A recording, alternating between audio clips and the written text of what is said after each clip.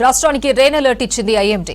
ద్రోణి ఆవర్తన ప్రభావంతో 3 రోజులు వానలు కురిసే ఛాన్స్ ఉందన్నారు అధికారులు.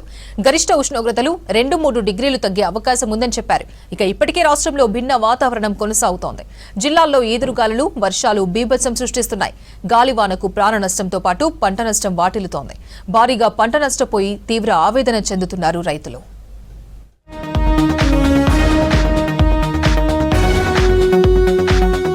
రాష్ట్రంలో భిన్న వాతావరణం కొనసాగుతుంది. కొన్ని చోట్ల వర్షాలు కురుస్తూ ఉండగా మరికొన్ని చోట్ల ఎండ తీవ్రత కొనసాగుతుంది.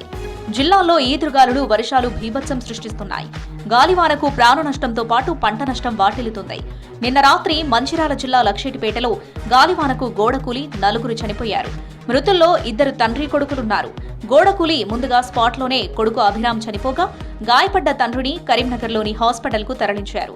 కొడుకు చనిపోయాడన్న ఆందోళనతో బీపీ పెరిగి గుండెపోటుతో తండ్రి నాగరాజు కూడా మరణించాడు.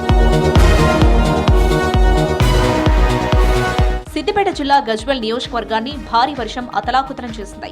ఈదురుగాలులు, ఉరుములు, మెరుపులతో కురిసిన వర్షానికి రైతులు తీవ్ర నష్టాన్ని చవిచూశారు. ఒక్కసారిగా కురిసిన వర్షానికి పలు ప్రాంతాల్లో రహదారులపై ఆరబోసిన వరి, మొక్కజొన్న పూర్తిగా తడిసి ముద్దైంది. గజ్వేల్ మండలం రిమ్మనకొండ దగ్గర రాజీవ్ రహదారిపై ఆరబోసిన ధాన్యం వర్షపు నీటితో కొట్టుకుపోయింది. భారీ ఈదురుగాలుల ప్రభావంతో పలు ప్రాంతాల్లో చెట్లు నేలకొరిగాయి. కొన్ని చెట్లు విద్యుత్ తీగలపై పడటంతో విద్యుత్ అంతరాయం ఏర్పడింది.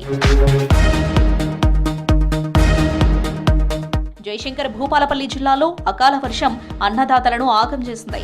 కాటారం, మహదేవ్పూర్, మలహర్రావు, మహాముత్తారం మండలాల్లో కురిసిన అకాల వర్షం రైతులకు తీవ్ర నష్టాన్ని కలిగించింది.